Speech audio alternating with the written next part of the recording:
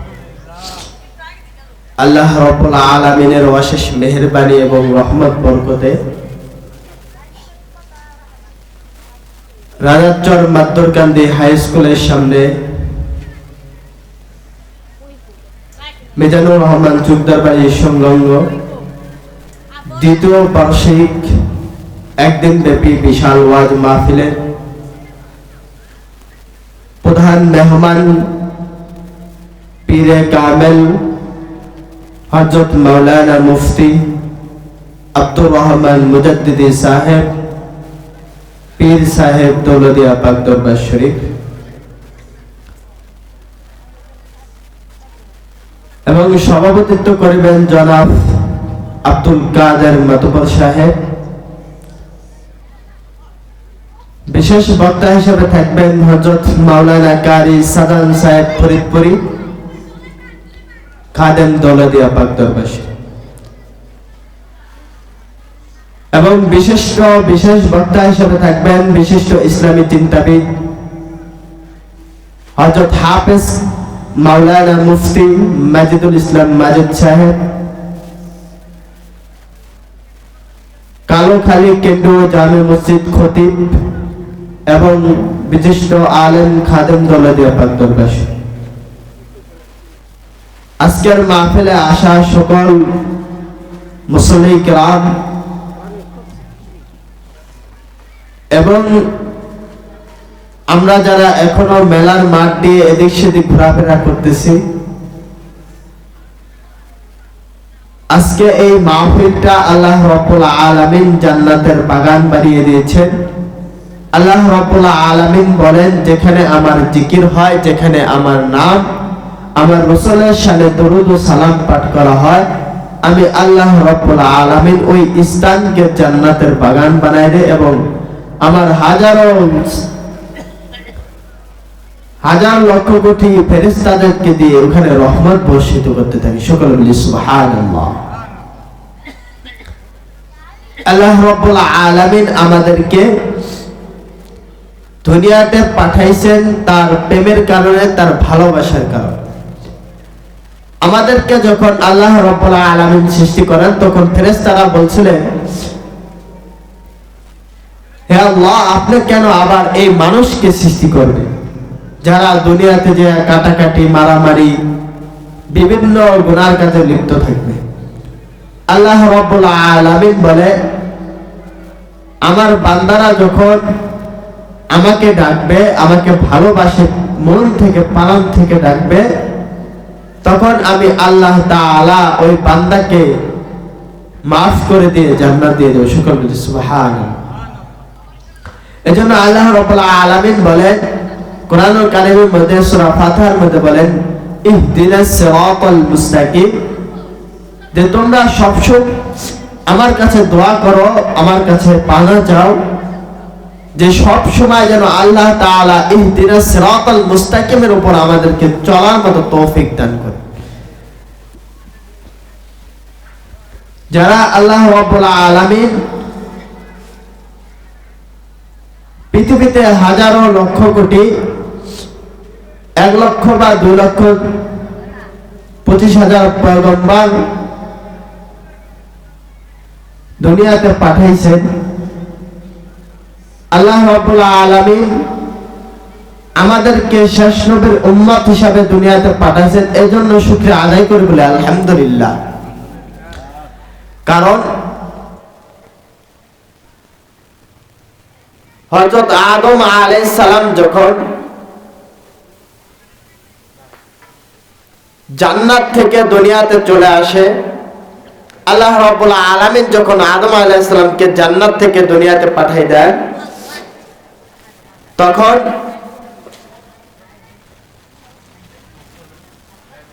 সাড়ে 300 বছর আদম আলাইহিস সালাম এবং হাওয়া আলাইহিস সালাম আল্লাহর দরবারে তওবা করতে থাকে।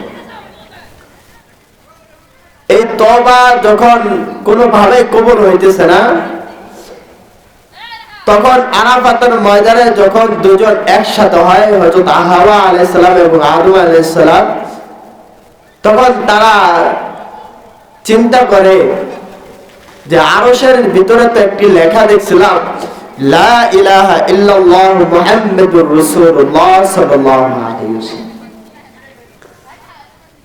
যখন আমার রাসূলের নামে আল্লাহর কালেমার সাথে নাম মিলিয়ে আছে,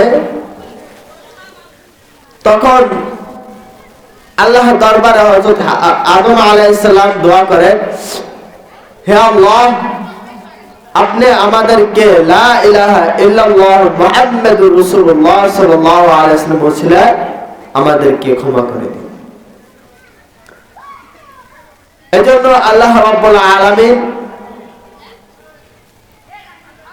আমার নবী, আপনার নবী রাহমাতাল লিল আলামিন, দো জাহানের বাদশাহ, উম্মতের কাঙ্গারি দয়াল নবী আহমদ মুহাম্মদ মুস্তাফা সাল্লাল্লাহু আলাইহি ওয়াসাল্লাম,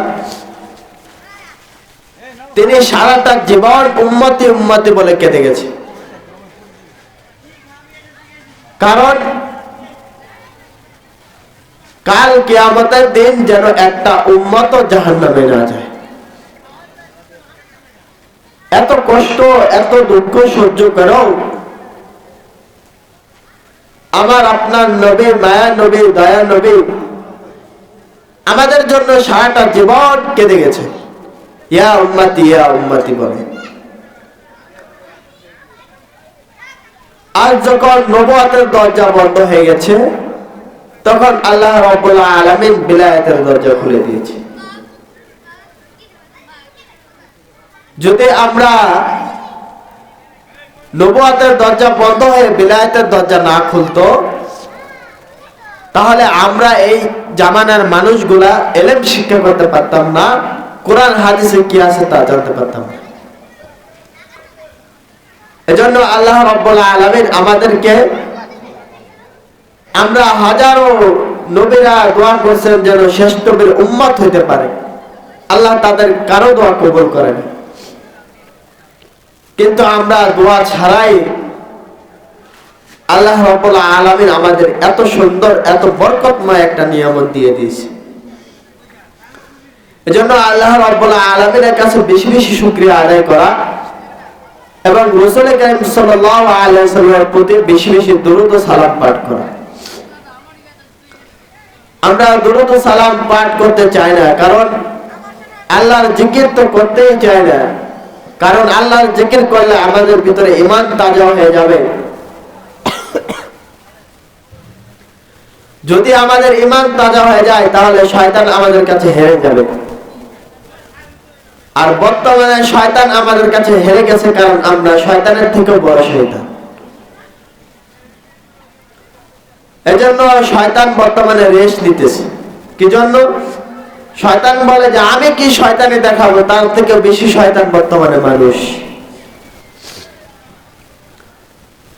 এজন্য আল্লাহ রাব্বুল আলামিন বলে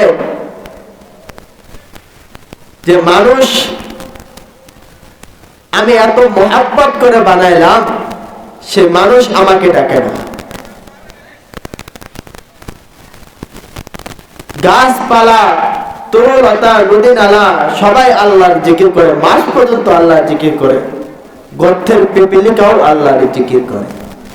কিন্তু আমরা মানুষ আল্লাহর জিকির করতে আমাদের ভালো লাগে না, কারণ আমাদের ভিতরে নফসে আমাদেরকে ভালো থাকতে দেয় না।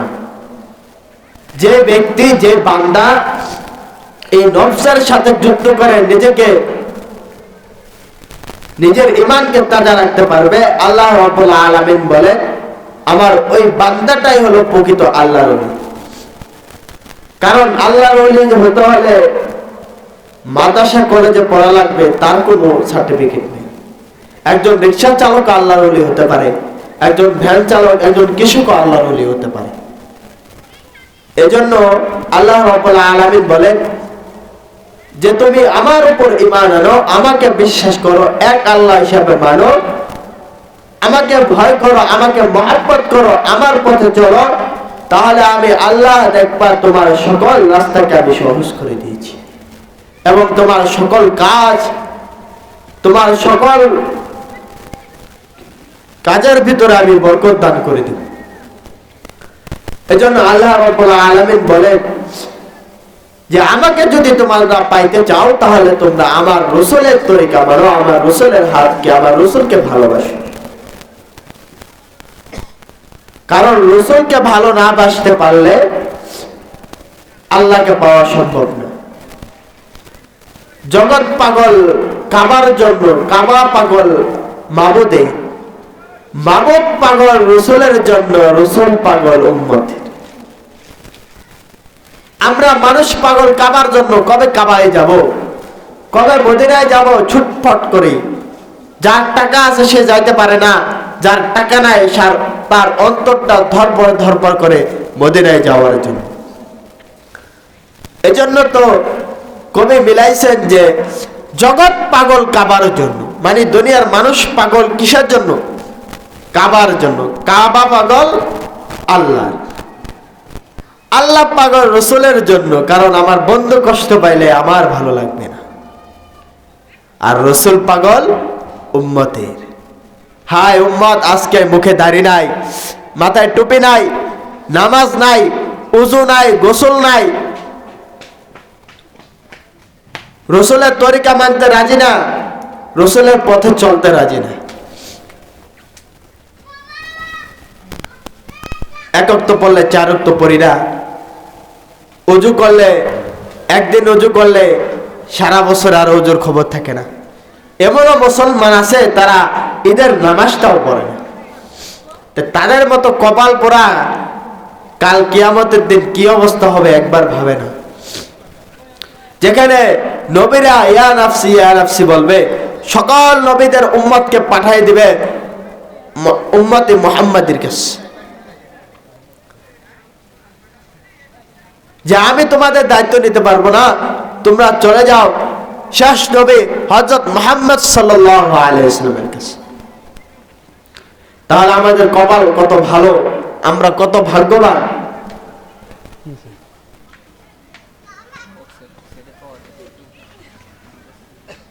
এজন্য আমরা মানুষ নামাজ,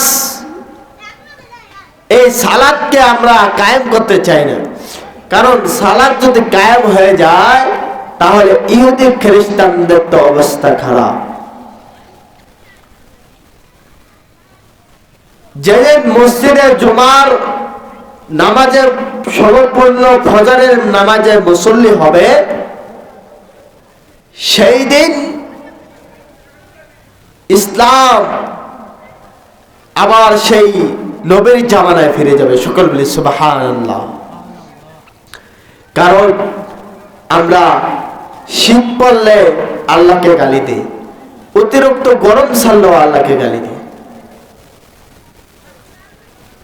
আমরা মানুষ কতটা খারাপ। মৌমাছিকে একবার রাসূল করিম সাল্লাল্লাহু আলাইহি ওয়াসাল্লাম জিজ্ঞাসা করলেন, হে মৌমাছিরা, তোমরা যে মধু সংগ্রহ করো, যে ফুল থেকে পানি বা ইয়ানো, সেটা কিভাবে মধুতে পরিণত হয়? তখন আল্লাহ রাব্বুল আলামিন মৌমাছির জবান খুলে দিলেন এবং সেই মৌমাছি রাসূল করিম সাল্লাল্লাহু আলাইহি ওয়াসাল্লামকে সালাম জানায় বলেন, ইয়া রাসূলুল্লাহ, ইয়া হাবিবাল্লাহ, আমরা যখন মধু সংগ্রহ করি, ওই মধুর যেই পানিটা আমরা মুখে নেই, তখন আমরা আপনার দুরূদ পড়তে পড়তে আমাদের গন্তব্য স্থানে চলে যাই। যে মৌমাছি রাসূলের দুরূদ পড়ে, মৌমাছির মুখের খাবারকে মধুতে পরিণত করে, সেই মধু আবার সারা বিশ্বের ওষুধের মধ্যে নাম্বার 1 ওষুধ। আমরা সেই মৌমাছি যদি রাসূলের শানে দুরূদ পাঠ করে মধু অর্জন করতে পারে, তাহলে আমরা রাসূলের শানে দুরূদ পড়লে কি জান্নাত পাবো না? কি পাবো কিনা? আজকে তো আমরা দুরূদ পড়তেই চাই না, একজন বললে আরেকজনে খুব হ্যারাম দেখায়।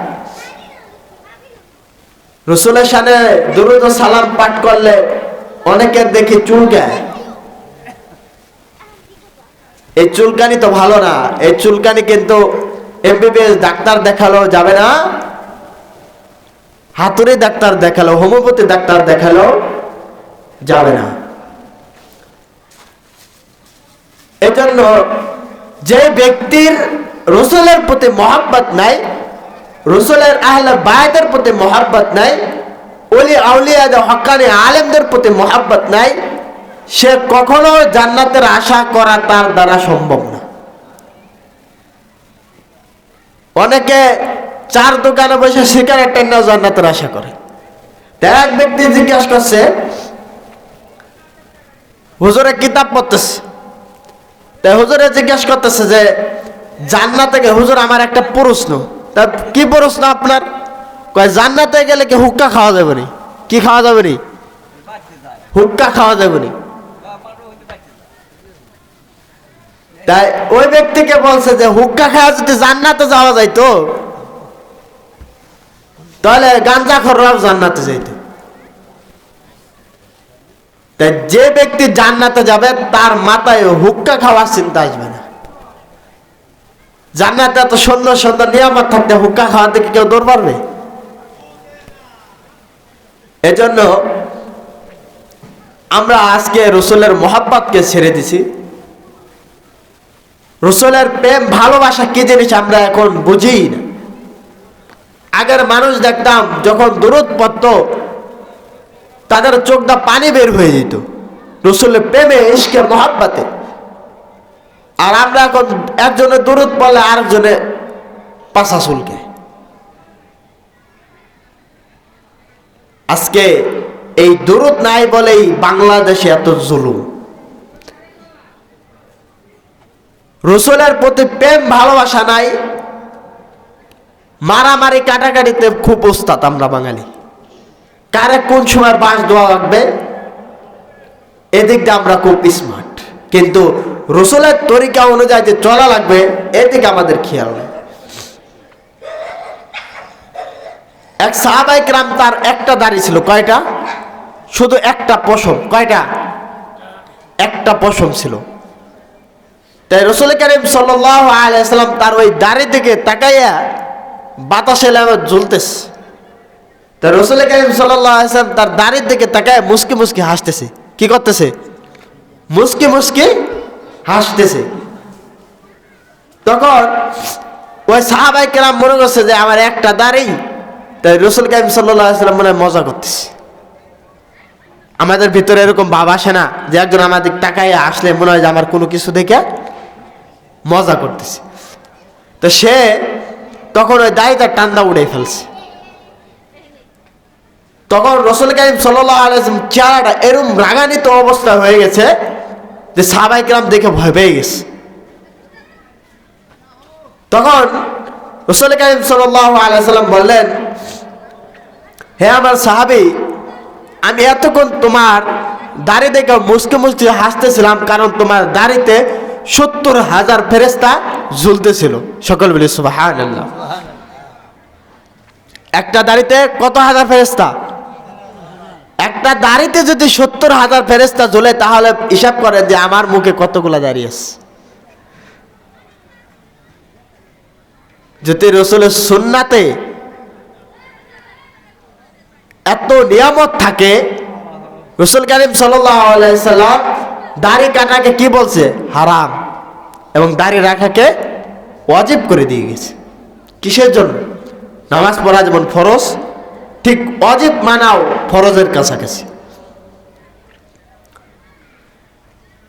আমরা এই দাড়ি রাখতে চাই না। যুবকরা তো আজকাল কি মনে করে, কিন্তু ইতিহাস খুলো, দাড়িওয়ালার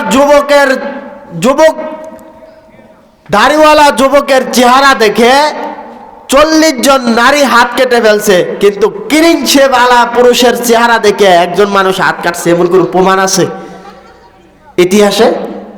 নাই। হযরত ইউসুফ আলাইহিস সালামের চেহারা দেখে 40 জন নারী তার হাত কেটে ফেলছে, কোন দাজে হাত কাটছে তাও টের পায় নাই। দাড়িওয়ালা যুবকের চেহারা দেখে নারীরা হাত কেটে ফেলতে পারে, তোমার দাড়ি নাই যে ব্যক্তির দাড়ি ক্লিন শেভ, ওর চেহারা আর একটা মেয়ের চেহারা সমান সমান দেখা যায়।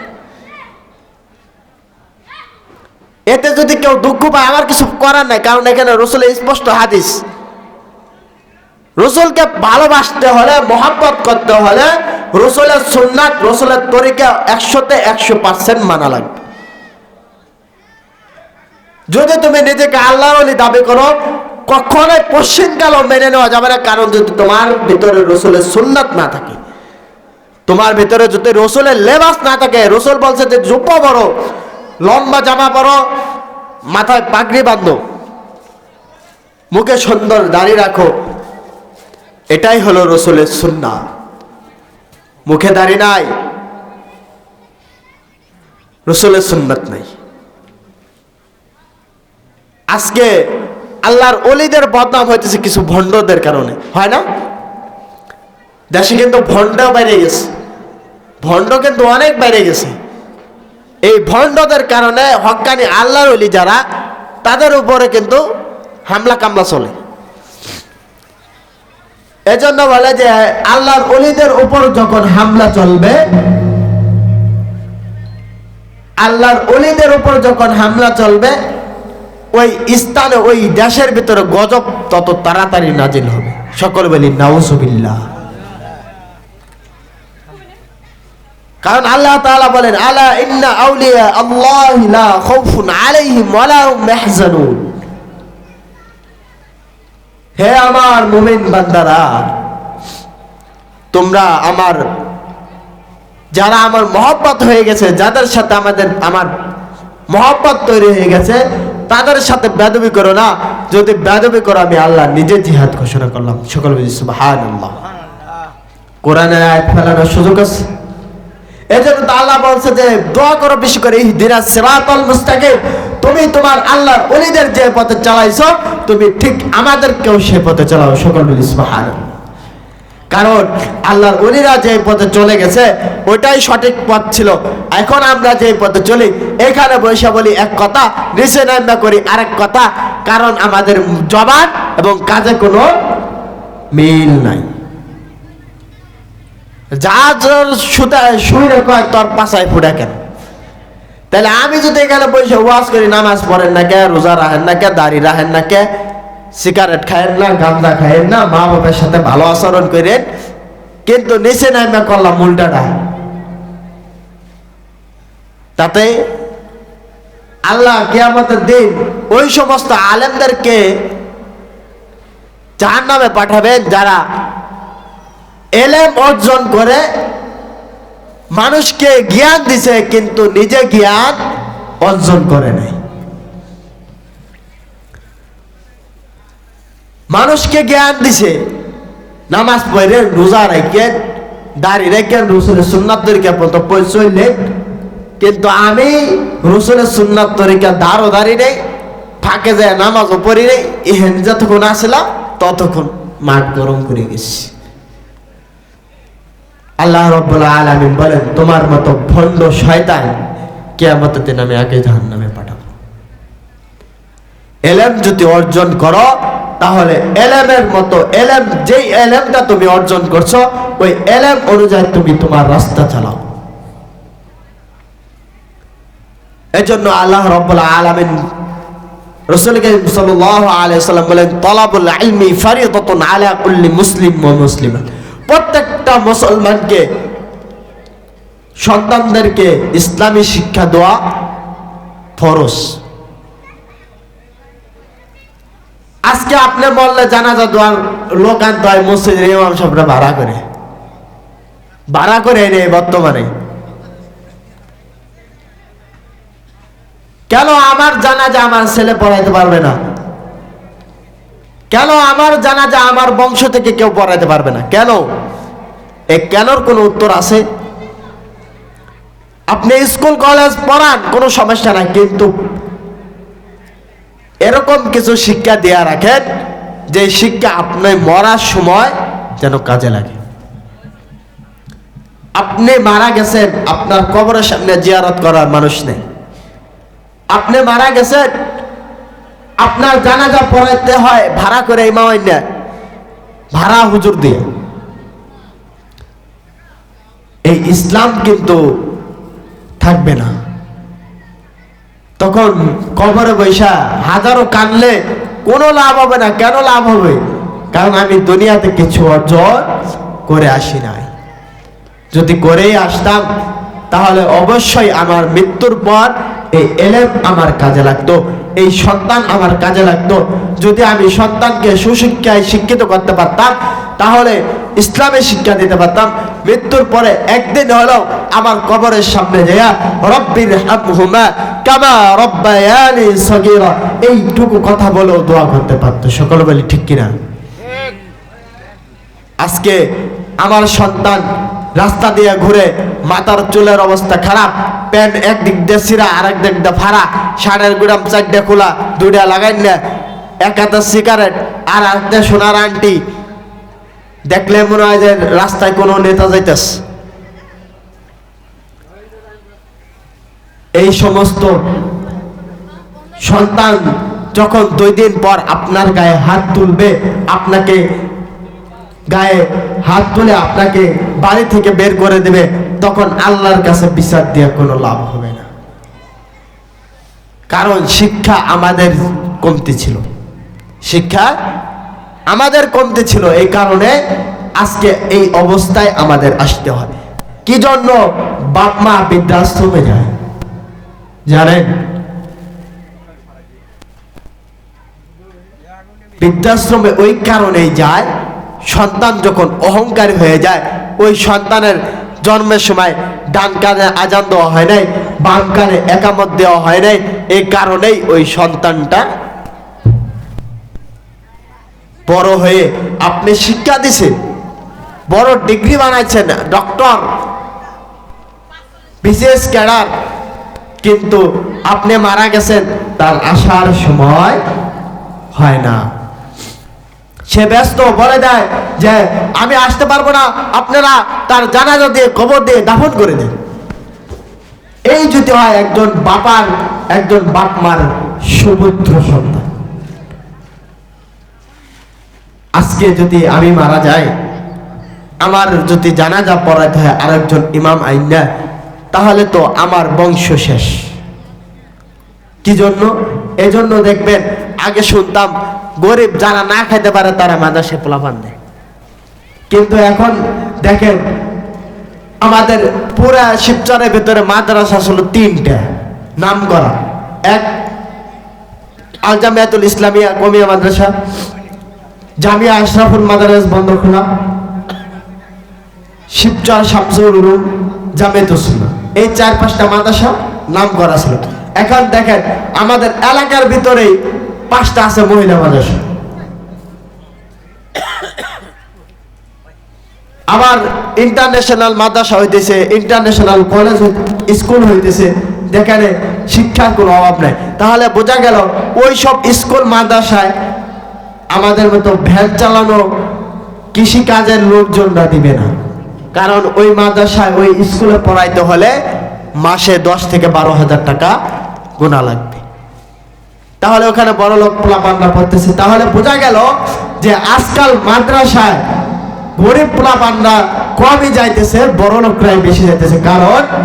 কারণ হলো তারা দেখছে যে আমার বাপ মা যখন বৃদ্ধ হয়ে গেছে, তাদের আমি বৃদ্ধ অবস্থা বৃদ্ধাশ্রমে পাঠাই দিছি, আমার সন্তানরা যদি ইসলামী শিক্ষা না দেয়, তাহলে এই সন্তানও আমারে বৃদ্ধাশ্রমে পাঠাই দেয়। এই জন্য আল্লাহ রাব্বুল আলামিন আমাদেরকে ইসলামের সঠিক বুঝ এবং ওলি আউলিয়াদের কথা মেনে চলার মতো তৌফিক দান করে। সকল মিলে আমিন। কারণ আজকে ওলিদের বিরুদ্ধে কিছু শয়তান লেগে গেছে, কথাগুলো বলি, কারণ ওলিদের বিরুদ্ধে শয়তানি লাগবে, ভালো মানুষ লাগতে যাবে না। আপনার শত্রু একজন ভালো মানুষ হতে পারে না, কারণ আপনি ভালো মানুষ হলে আপনার শত্রু পশ্চিমকালেও ভালো মানুষ হবে না। একজন নামাজিকে কিভাবে নামাজ থেকে ছুটাবে এই চেষ্টা শয়তানি করে, কিন্তু বর্তমানে এই চেষ্টা শয়তানি করে না, মানুষই করে। এই চেষ্টা বর্তমানে শয়তান করে না। 10 জন বন্ধু একখানে রয়েছে, একজন নামাজ পড়ে, ওই 10 জনের কারণে ওই একজনও নামাজ ছেড়ে দেয়। এজন্য আল্লাহ রাব্বুল আলামিন আমাদেরকে 5 ওয়াক্ত নামাজ, রাসূলের তরিকা, রাসূলের সুন্নাত। কিপটা মানুষ আছে না, আমরা অনেককে কিপটা বলি, এই কিপটা মানুষ কিয়ামতের দিন জান্নাতে যাবে কিভাবে জানেন? এই দাড়ির কারণে। অনেকে কিপটামি করে শেভ করে না। কিপটামি করে কি করে না?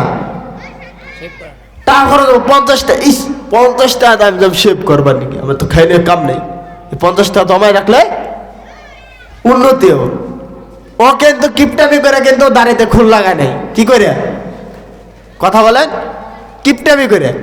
কিন্তু কিয়ামতের দিন আল্লাহ রাসূল সাল্লাল্লাহু আলাইহি ওয়াসাল্লাম দেখবেন যে আমার কোন বান্দাটার মুখে দাঁড়িয়ে, আমার কোন উম্মতের মুখে দাঁড়িয়ে আছে। এজন্য যুবক, আজকে যদি মারা যাও, কালকে তোমার দেহ থাকবে, আজকে তুমি উপরে আসো, কালকে তোমার দেহ থাকবে 3 হাত মাটির নিচে। তাই বাবা, এই টকবগে রক্ত যতক্ষণ শরীরে আছে, আল্লাহর দিকে ফিরে আসো, রসুলের তরিকার দিকে চলো, যেই দিকে আল্লাহ রসুলরা চলে গেছেন, যে রাস্তায় আল্লাহর ওলিরা চলে গেছে, যে রাস্তায় আমার দাদা দাদিরাও চলে যাবে, যে রাস্তায় আমার বাপ মাও চলে যাবে, যে রাস্তায় একদিন আমিও চলে যাব। তাই বাবা, এই রাস্তায় যাওয়ার আগে নিজের ইমানটাকে হয়তো একটু একটু উজ্জ্বল করে যাও। এই লাইট যেরকম জ্বালালে আলো হয়, নিবাইলে কি হয়ে যায়, অন্ধকার। আমাদের ভিতরে একটা কলব আছে, এই কলবটা যখন গুনাহ করতে করতে অন্ধকার হয়ে যায়, তখন আর ভালো কাজ ভালো লাগে না। আজকে মাহফিল, যদি এলাকার যুবকরা, এলাকার মুরব্বীরা চায় যে আমরা এখানে আসব, 2টা কথা শুনবো, কিছু আমলে নিব, পারে। এখানে 10 টাকা চাঁদা ওঠানো হবে না, 10 টাকা মাহফিলের জন্য চাওয়াও হবে না। আপনাদের ভালোবাসার জন্য, মহব্বতের জন্য আল্লাহ আমাদের কিভাবে এই দুনিয়ার ফিতনা থেকে কিভাবে আল্লাহ তাআলা আমাদেরকে পরকালে জান্নাতে আমরা যাইতে পারবো, একটু একটু আমলের দ্বারা যদি আমরা এই কাজটা করতে পারি, আমরা একটা কথা শুনে যদি আমলে নিতে পারি, আমরা যদি হক্কানি আল্লাহর ওলিদেরকে চিনতে পারি, তাহলে আল্লাহ রাব্বুল আলামিন বলেন যে কিয়ামতের দিন আমার রাসূল সাল্লাল্লাহু আলাইহি ওয়াসাল্লাম যেই উম্মতের জন্য সারাটা জীবন কেঁদে গেছেন, তিনি এই উম্মতদেরকে ছাড়া জান্নাতে যাবে না। এজন্য আল্লাহ রাব্বুল আলামিন বলেন, বান্দা যে আমার পথে ফিরে আসো, আমার পথে ফিরে আসো, রাসূলকে মহব্বত করো। এজন্য এক কবি বলেছেন যে জগৎ পাগল কাবার জন্য, কাবা পাগল মাবুদের, মাবুদ পাগল নবীর জন্য, নবী পাগল উম্মতের। কি কপাল, কি কপাল নিয়ে দুনিয়াতে জন্ম নিয়েছি। নবীরা পর্যন্ত দোয়া করছে, আল্লাহ তুমি আমাকে নবী না বানায় যদি শেষ নবীর উম্মত বানাইতা, তাহলে মনে হয় আমার জীবনটা ধন্য হয়ে যেত। কিন্তু আমরা নবী শেষ নবীর উম্মত হইতে পারি, একবার শুকরিয়া আদায় করি না, দুরূদ তো পড়ি। যেখানে আল্লাহ রাব্বুল আলামিন বলছেন যে একবার আমার রাসূলের শানে দরুদ পাঠ করবে, আমি আল্লাহ রাব্বুল আলামিন তার উপর 10 বার রহমত বর্ষিত করবে। সকল বলি সুবহানাল্লাহ। এজন্য আমাদেরকে আজকে এই সুন্দর মাহফিলের আয়োজন, যে আপনাদের এলাকার ভিতরে এত সুন্দর আয়োজন কোনো মাদ্রাসা মসজিদের জন্য করা হবে না, কারণ সব জায়গায় কালেকশন চলে।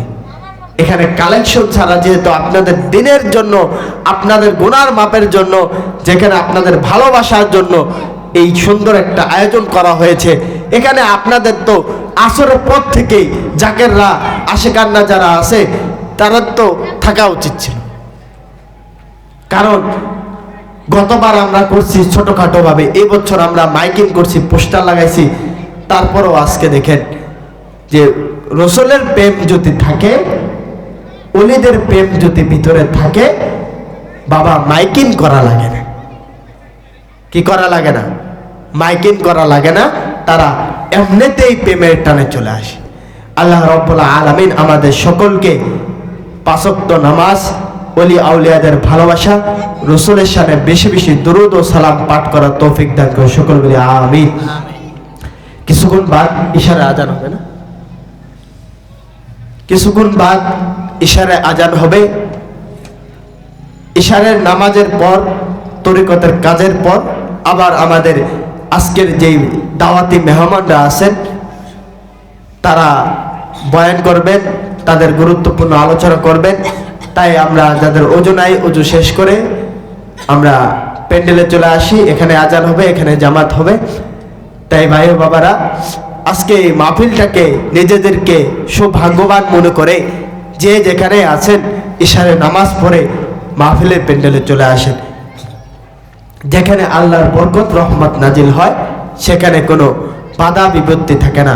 এজন্য আল্লাহ রাব্বুল আলামিন আমাদের সকলকে আজকে এই মাহফিলকে কবুল করুক, আমাদের সকলকে এলাকাবাসীকে কবুল ও মঞ্জুর করে নিক। আল্লাহ রাব্বুল আলামিন আমাদের সকলকে কবুল ও মঞ্জুর করে নিক।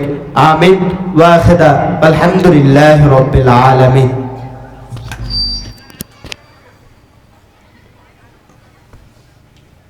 ক্যামেরাটা বন্ধ করে দে, ক্যামেরাটা বন্ধ করে দে।